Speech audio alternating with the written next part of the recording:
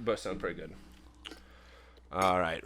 What is up, y'all? We're back with episode 46 of Your House Our Rules. We have a little bit more of a somber episode that we have today. If you don't know, we live in Cincinnati. Last night was Monday Night Football between the Buffalo Bills and the Cincinnati Bengals here in Cincinnati.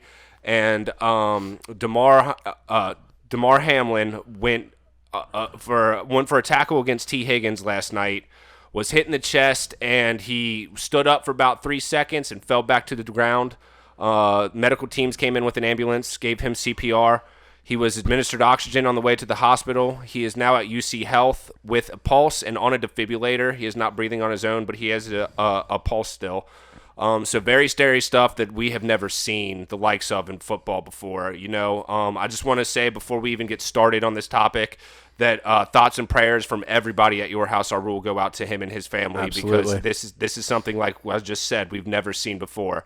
It's been over 24 hours now, I think, since that happened. I think it was 8:55, and it's 8:30. Yeah, it's close to being 24 hours from when it actually happened. Yeah, and there's still no word on him. I saw some commentators last night that were like, when Willis McGahee went down back in like the early 2000s when he was at Miami or whatever, he was like, he texted him when this was all going down. He's like, we knew how serious it was, but like we knew that you were going to get up for that. Right. There was none of that last night. So how do you kind of see the situation? How do you think that it was dealt with? Go ahead, man. I think it was dealt with about the way it could have been. I mean, honestly, there's no other way you can deal with something like that if you're not totally prepared for it. And no one in their right mind was totally prepared for anything close to that magnitude. Yeah. And for them to handle, the people at ESPN handled it very well. You could tell the emotions, the deep emotions that they had. You could tell the staff was crying, or at least tearing up. Some reporters were crying. I mean, just filled with emotion. Exactly. Because at that point in time, it becomes more than football. Right. And you don't really know, it's not like you're witnessing somebody in your family that you've known has been sick for so long. And, it's something that happens like that in an instant and you're not prepared for it. Emotion takes over because more than just football, this person's a young man. Right. 24-year-old, came out of Pittsburgh, 6th round pick, young guy. His mom's real young guy.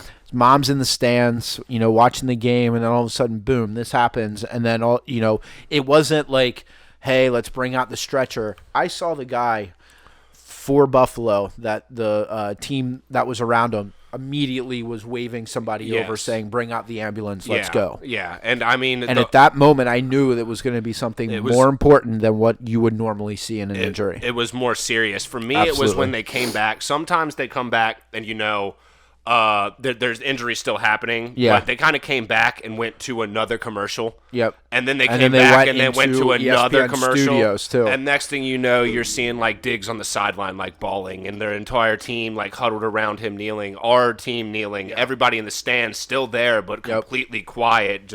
And people were at the game last night who I know, they said like people were crying and all that. It's one of those things where like everyone has an appreciation of this sport, man. It's football. It's NFL football. It's so intertwined with American culture.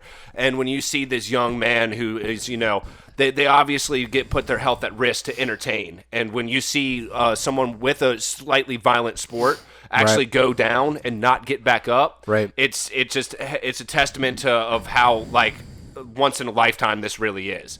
And like I tweeted today, I was like, people are going to remember this moment in sports. People are going to be like, this is the moment that like things changed. Where were you when fucking Hamlin hit the ground? Right.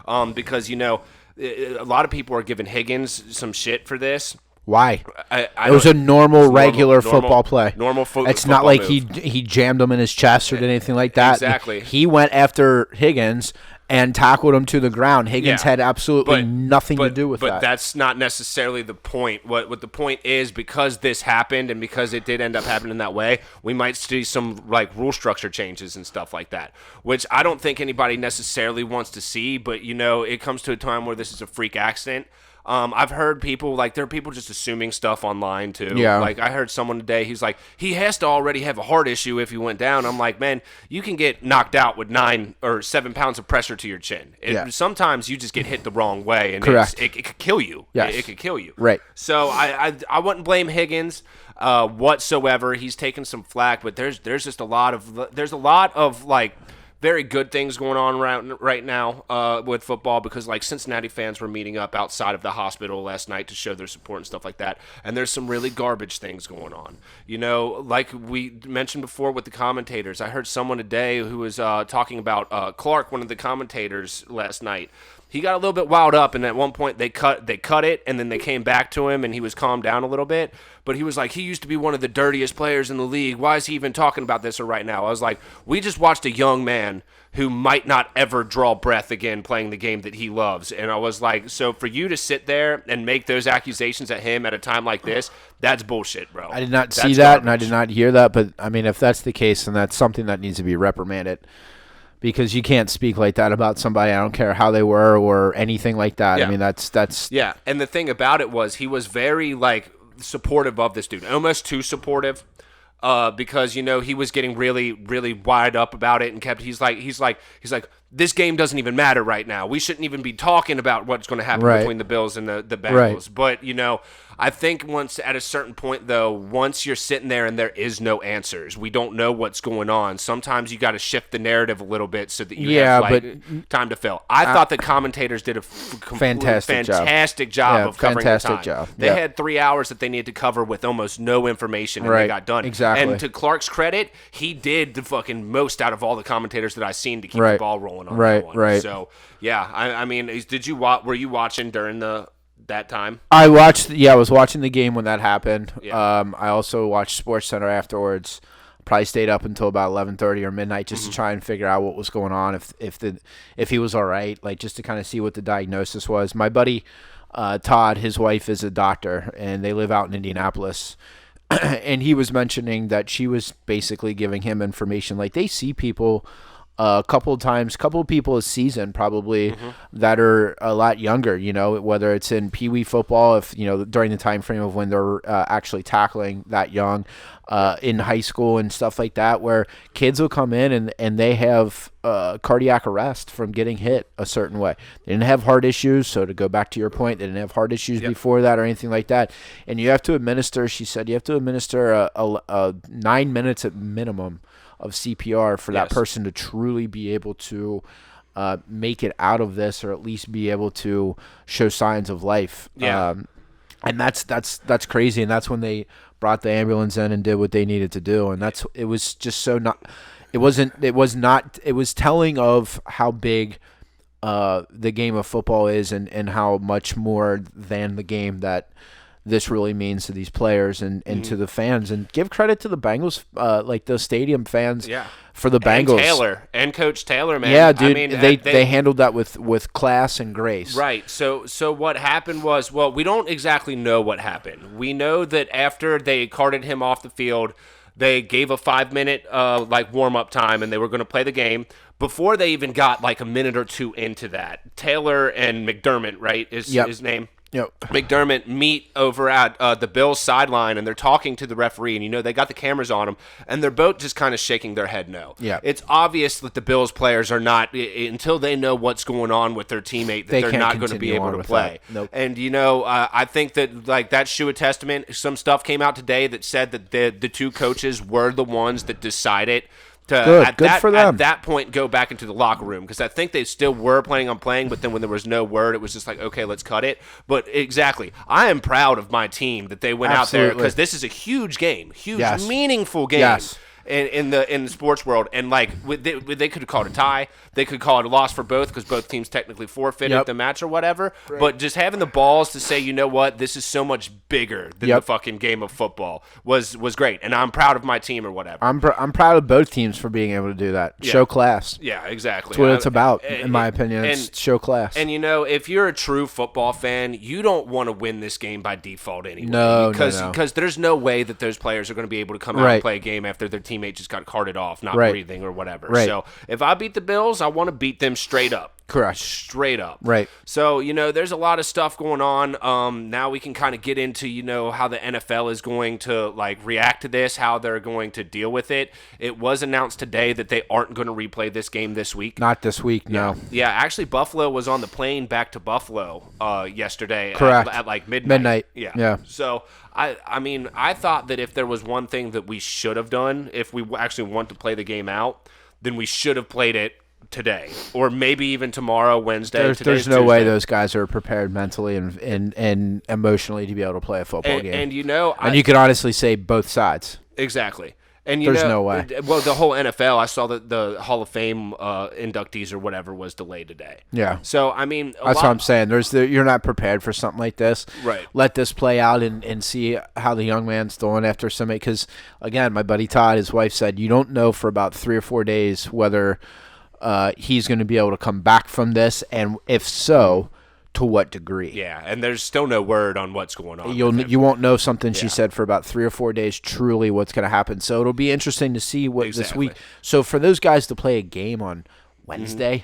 Exactly. Without knowing the situation with this guy and coming back to Cincinnati where he's currently at and trying to, there's no way. And that's kind of a testament to me to how well I think that the NFL is handling it right now. For sure. Because a lot of people are hating on the NFL. They're like, these guys really tried to make them go on. Like, they're almost like Goodell is on the phone with fucking Blackburn and like, get them back on the field. We need this game to do whatever. Of course, dude, people. And I've been explaining to people, I'm like, I don't think they even had the time for the NFL to get and call them. The dude was on the ground, got up. They start the warm up a minute or two later. They were walking back to the locker room. Correct. And now they didn't know what was going on themselves. So to blame anybody like that for that kind of situation is ridiculous. Exactly. And, now it's the day after. It was like 12, 14 hours after that they kind of announced that they weren't going to play the game. And I think that they're just handling this in the well. They know it's a sensitive topic. They know that fucking getting the game out there is going to piss a lot of people off. It might piss people off to not put the game out there.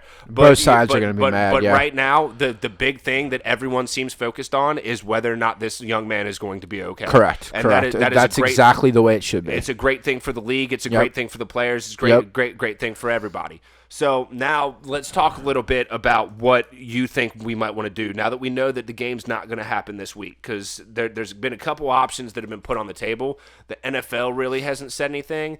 A lot of people are saying they might just call it a tie. A lot of people are saying they might count it as a loss for both of them because both of the teams' coaches said that they weren't going to play the game. What happens is when there is a delayed game or a suspended game that happens, the NFL has a rule that they can play it at the same stadium or a neutral site somewhere close within the next 2 days. Or they apparently have some sort of clause in there that they're allowed to push their season back another week to allow makeup games. So, I would like to see where that happens. I think the latter of what you just mentioned. Which one? Move the season back a week to allow for that game to take place, because technically speaking, this also has number one seed implications, number one overall seed implications. It also has implications like if you give both of those teams a loss, then what happens to the Bengals-Ravens game?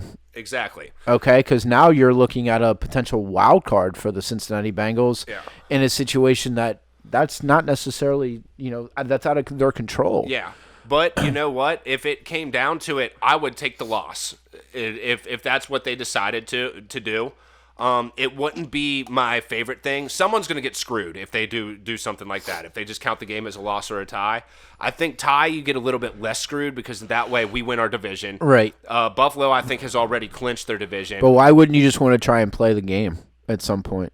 The only reason why I wouldn't want to play the game at some point, or why I don't think that the NFL would want to play the game, is more what the question is, because I want to get the game played. Right. I do. But when it comes down to it, pushing everything back 1 week and then, I guess, eliminating the Pro Bowl or whatever, from a business standpoint, I don't see how that would work. Obviously, if they do have it written into this clause that they're allowed to do that, then they have a backup plan for these weekends to play these games or whatever. Yeah, and I get that. But it's just one of those things where it's like if you're pushing everything back a week, there's people who have probably been, planning these playoff things for work and stuff like that, months in advance, weeks in advance or something like that. Things change. Things things do change. Things do change. But that's the thing about like the organizations like the NFL. They don't. These games are set up by a week-by-week basis. Yeah, and I get schedule, that. Oh, for sure. But see, here's the thing.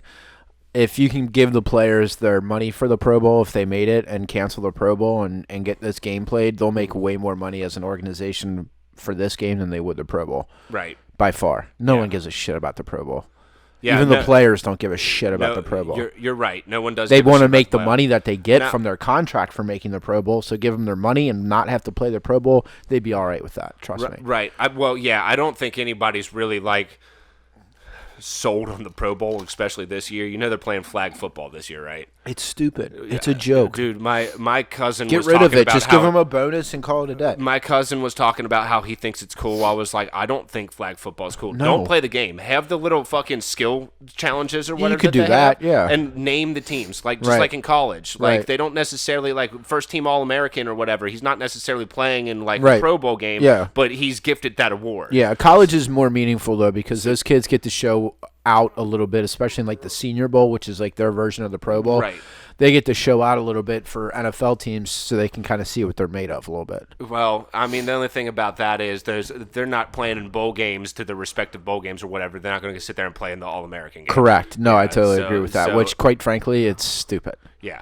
Now, and I could see that they would do that. It's just from a business standpoint because, you know, a lot of people were talking last night. They're like, call the game. Call the game. And what they don't understand is that this mega corporation that's worth millions and millions of dollars, things do not work that fast. No, they don't. And fucking whether or not when they're not understood of what's happening. Whether or not you want to admit it or not, fucking the capitalistic fucking company that is the NFL does not give a fuck about emotions. No, they don't. Their thing is to make money. There are millions of dollars in all kinds of different businesses here. Right. That fucking the people need their money or whatever. And you know what? I'm damn proud that the NFL decided to fucking do what they did rather than say, hey, you know what? You guys need to play this game regardless of how you feel. That's the way it should have been. Exactly. So there's a couple of the options that we could see. I would have liked to see the game this week. Obviously, now that we don't know like what's up in the air, and you said that it could be 3 or 4 days before we it's usually about 3 or 4 days before you really truly find out what's gonna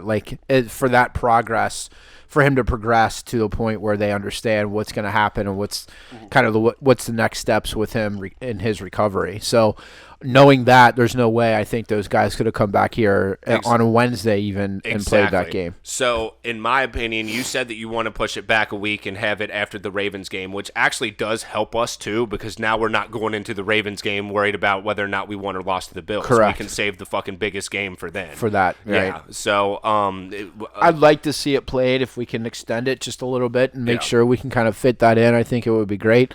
And then, you know, I don't know. It's not like they can give both teams a bye the first week of the playoffs. You know what I mean? To kind of counteract that. No, they can't do that. So and I mean, that's another. Hopefully, there's something that maybe they can, you know, change or do something with that can help them. I don't know. And that's I don't know. That's all another the thing. options. If they do decide to push it a week back or not, I think the worst option would be if they decide to play it like midway through the week before the playoffs. Yeah, that wouldn't be good. That'd be absolutely terrible. No, but I think that the best option here, I don't know what bylaws they have for this, but when two coaches were to forfeit the game, I think the best outcome that we could get would be to call it fucking, for both the business side of things and the teams, would be to call it a tie between the two teams. Yeah, if there was that option, I mean, obviously I want to see the game played, but the other option I would say I would go with would be a tie. And then I'll tell you what, I'll take that tie too, because I think that's going to light a fire under both teams' ass, and we might see an AFC championship that is Bengals and Bills.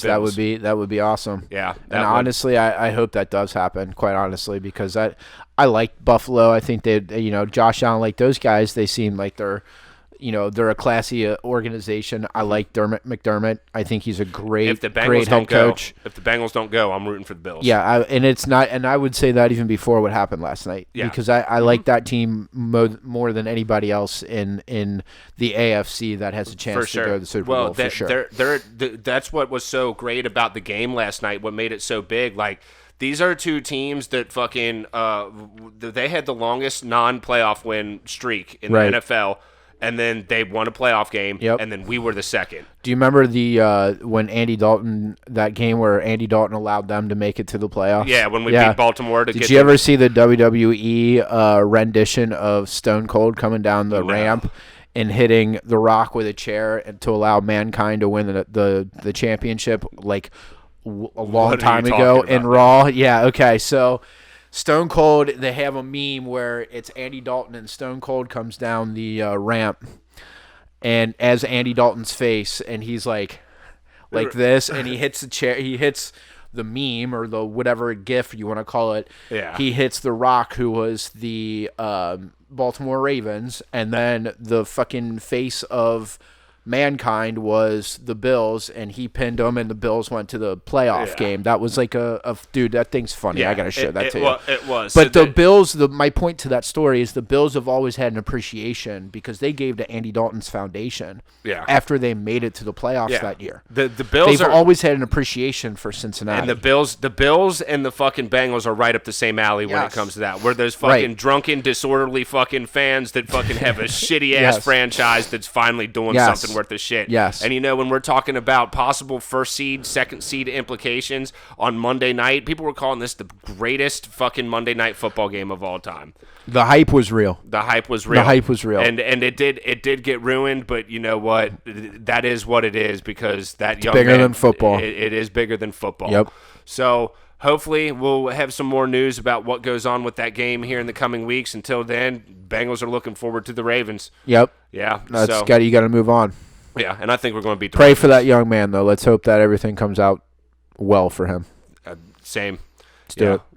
Get back, get better. Prayers and thoughts go out to him, Absolutely. man. This has been episode 46 of Your House, Our Rules. Peace.